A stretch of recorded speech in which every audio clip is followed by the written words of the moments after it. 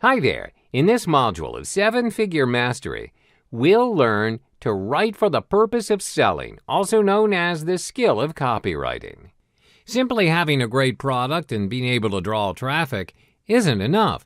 Making sales is also heavily dependent on your ability to influence and convince someone that they need your product in their lives through your words, spoken or written. This skill is especially important when it comes to writing sales letters for your digital business offers. You have only your words to rely on in order to sell something. Customers have no way to actually see or experience the physical product for themselves. The sales letter is your product's only sales representative. Hence, your words really matter here. 8 components of an effective sales letter. There are only 8 simple steps to creating a fantastic prospect-converting sales letter that will blow everyone's minds. They are the headline, subheadlines, introduction, regurgitation, solution, handling objections, call to action, P.S. Let's go through each one by one. The headline's everyone's first impression of your product. Here you need to grab your customer's attention and get them excited to achieve this effect on your readers. Specify the product's results and benefits in your headline. Remember that the features tell and the benefits sell. Hence, be specific. The more specific the results, the more attractive your headlines will be. Okay. To further enhance your headline, you should also highlight the call to action, words in yellow, to show urgency and grab your prospect's attention. Here's an example. Secure your instant access to a mammoth collection of constantly adding resale rights, private label rights, graphics, and more, and jumpstart your online marketing career starting this second. This very headline portrays an immediate solution to those who want to make money without having to create their own product. Words highlighted in yellow are the call to action words to jumpstart their internet marketing career right now. The subheadline usually appears under your headline. These words are normally 1 or 2 font sizes smaller than the headline. At the start, the headline serves to hook your prospect's attention. The subheadline, on the other hand, reels your prospect in. It nudges them to read on a little further. The subheadline is also important to catch the attention of page scrollers, to read what they want to listen to. As you can see, there are various ways to create your subheadline. It really depends on how your headline's structured. It should fill in the blanks in terms of explanations. If it's a product that needs further explanation, or benefits, or even encourage readers to take some form of action. An example of a good subheadline is like the one below. The subheadline serves to fill in details about how one can discover social media marketing techniques from top experts through a 3-day event for this very purpose. This draws the audiences in further into reading the letter to find out more details about the event. After you've successfully ignited the curiosity of your prospect, it's time to make your very first and lasting impression to your prospect within your introduction. The main purpose of the introduction is to qualify your prospect even further. First, you'll need to introduce yourself. Your prospect will eventually ask, well, who are you, and why should I listen to you? Establish common ground. Share a little about yourself and how the prospect can relate to where you once were and how you can help him achieve his goals. Then address their problem. Empathize with their problem and be specific about their state of discontent. If after reading that, he's thinking somewhere along the lines of, yeah, I have that problem, or even, how does he know? You've gotten his interest. Here's a sample from a sales letter introduction. The creators introduced themselves as creators of the said product and gave their intended audience a valid reason to listen to them. And here's another extract from the same introduction addressing their problem in creating a strong yet attractive brand logo to represent their business. Another key thing to remember, writing a sales letter doesn't have to be formal. Despite the number of potential views it's going to get, your writing tone should be that of a one-on-one relationship instead of a broader address. Remember, this sales letter is going to do the selling for you. You must maintain the momentum of that one-way relationship going on between your virtual salesman and your prospect.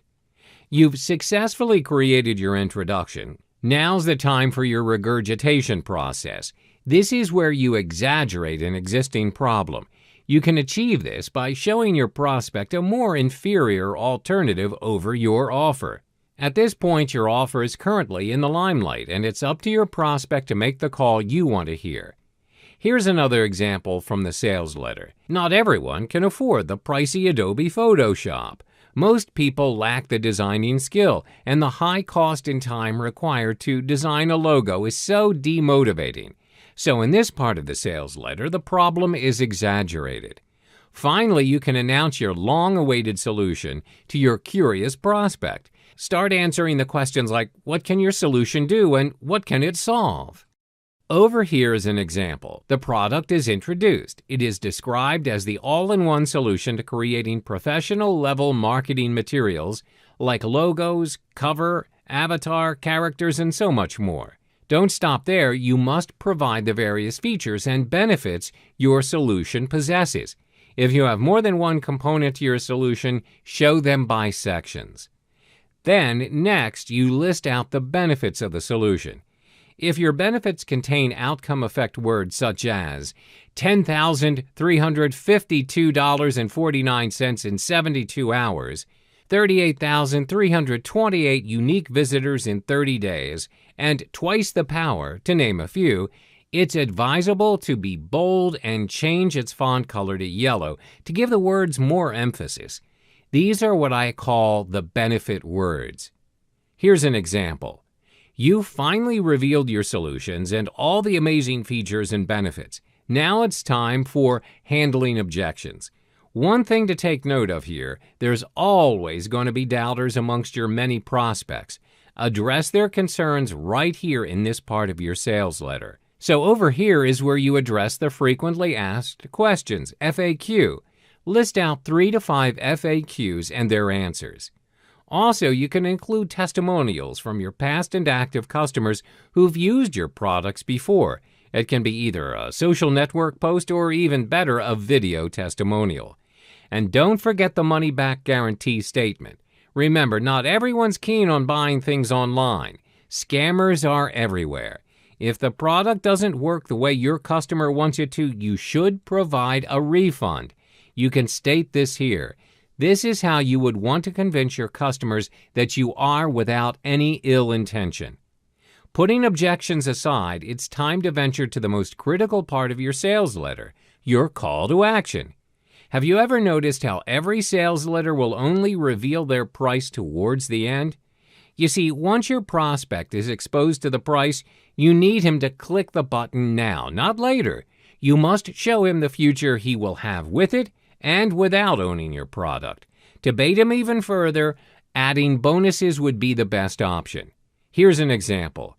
Finally, you need to create your very own postscript or PS. This section is the second most viewed part within a sales letter. This is because most viewers are page scrollers. The only thing that attracts them would be the headline, and curiosity drives them down until they meet the end of your sales letter. The PS or postscript. Your offer must be summed up in 2 to 3 lines.